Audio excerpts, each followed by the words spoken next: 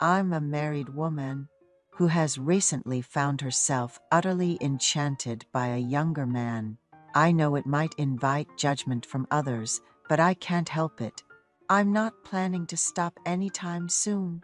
The object of my affection is none other than one of my husband's subordinates at work. It's been 7 years since I married my husband, and we have a 5-year-old daughter.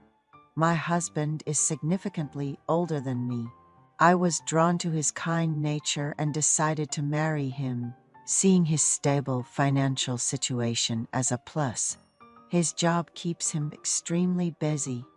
He leaves early for work and comes home late. After becoming pregnant, I left my job, and with my husband's busy schedule, I've been raising our child on my own, which is exhausting.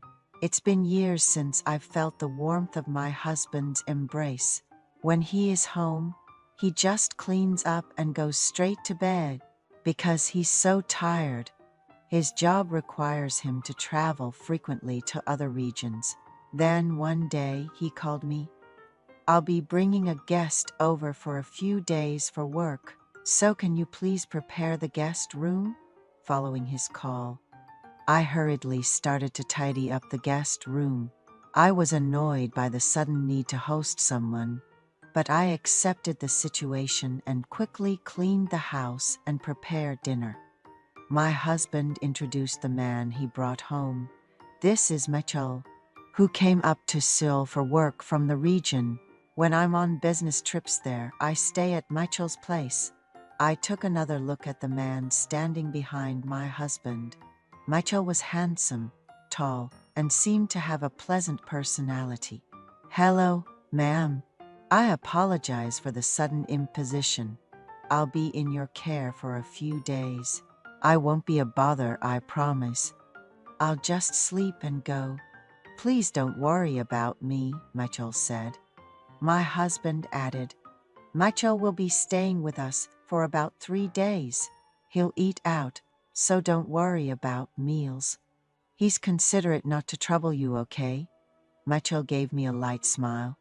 I could have stayed outside, but your husband insisted I come here. I'm really sorry, he laughed. It's fine by me. My daughter's father owes Mitchell a lot, so please make yourself at home, I replied with a smile. Living with an older husband and then seeing a younger man brought a refreshing change.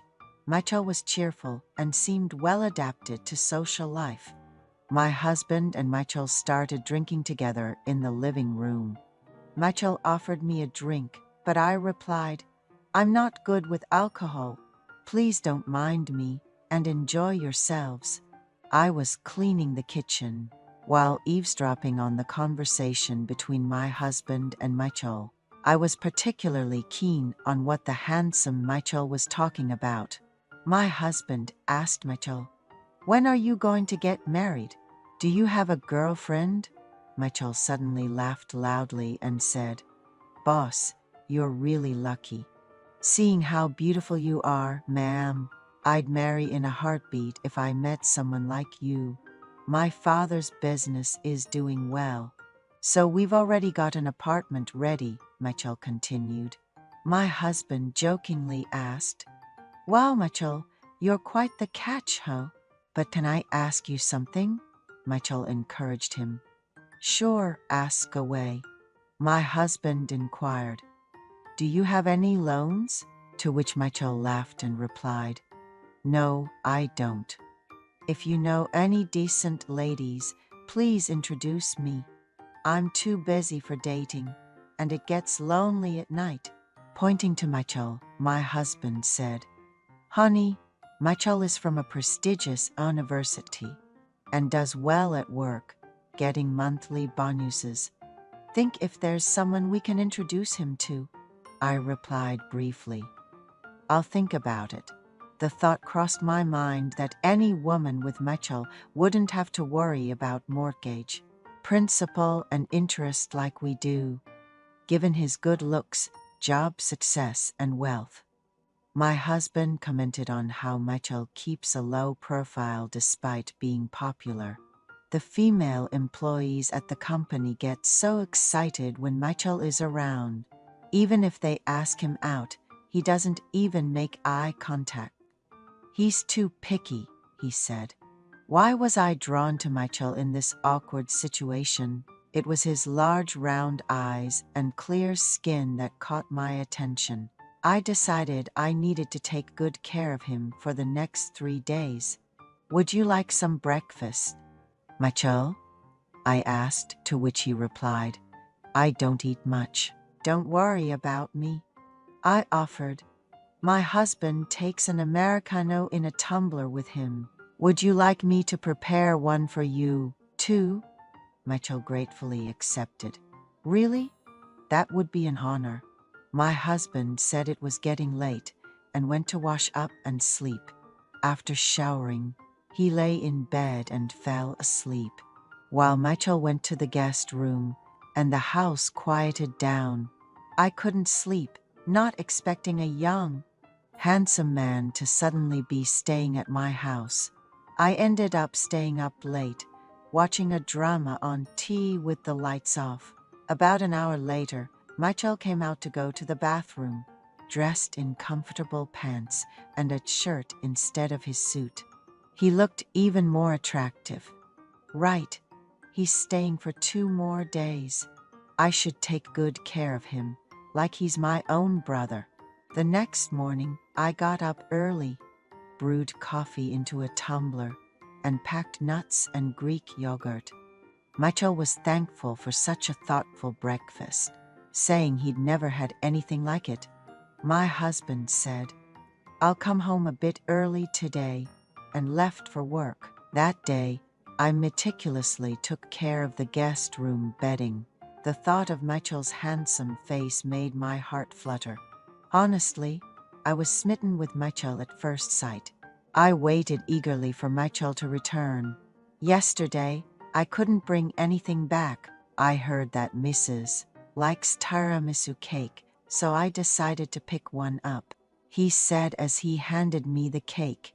Our hands brushed against each other as I took the cake, and I couldn't help but notice how warm his touch was. My husband mentioned, I'm going to head to bed a bit early today. I'm really short on sleep, and went into our bedroom. I struck up a conversation with Michael about having dessert together. Michael replied, I'll just take a quick shower and be right back, ma'am. After his shower, our 5-year-old daughter exclaimed, Uncle is so handsome, Mommy, which made Michael's face turn red. She brought her favorite toy in a box, and Michael played with her, matching her level of enthusiasm. My handsome uncle, I want to make your face out of clay, she said, and went on to craft a likeness of Michael. He joked, seems like your uncle's got some art skills, and offered, I'll make a model of your face, ma'am. Just sit still for 20 minutes. Those 20 minutes felt like hours. The atmosphere suddenly quieted down, and our daughter, feeling sleepy, went off to her room. Michael came back with a serious expression and presented the finished piece, which surprisingly turned out quite beautifully. You have such a talent. It feels too generous just to accept this, I exclaimed, to which he winked and said, for a beautiful lady like yourself, it's on the house. Having been married for 3 years and a housewife for 7, my heart raced uncontrollably at the sight of Michael. Being the wife of a manager, I felt it was inappropriate to speak my mind freely, and I found myself in a difficult situation. I thanked Michael for playing with our daughter, and even drawing, to which he said he was going to bed.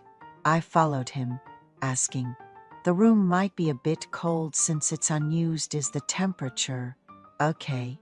He replied, it's perfect. Thank you so much for your concern, ma'am. And embarrassingly, I found myself sitting on the bed. Can we talk for a bit? It seemed like Michael sensed my feelings. Is there something going on with the boss? I've been worried since you looked a bit down the first time I saw you, our beautiful lady. Continuing from before, I embarrassingly confessed. My husband and I are just living together in name. He's always either working late or on business trips. It's so busy, I sometimes wonder if we're actually a couple or just housemates. Raising a child on my own can be exhausting. Michael was quick to pick up on my feelings. He locked the doors securely and comforted me, saying, "Look forward to tomorrow, ma'am." I wanted to stay in his arms longer, but I couldn't. I tiptoed back into our bedroom, removed my makeup, and took a shower, finding myself humming and chuckling without realizing it. The next morning, I prepared breakfast for the two men. I cheerfully wished them a good day, and Michael gave me a secret wink. After dropping off my child at school, I was hit with a wave of tiredness and took a nap. On his last day, Michael brought a toy of my child's favorite character. I thanked him for his daily thoughtfulness. And my husband, wanting to go to bed early again, retired to our bedroom. This time, Michael drew a portrait of our daughter, who exclaimed, "Dad, can't draw, but Uncle, you're really amazing." Michael mentioned he had many nieces and nephews. He said the best way to put a child to sleep was with a bedtime story, and read one to my daughter in her room. She yawned contentedly and fell into a deep sleep. That night, we shared a bottle of wine and exchanged contact information. Despite his busy schedule, Michael often finds time to visit me. Being with Michael makes me feel truly alive.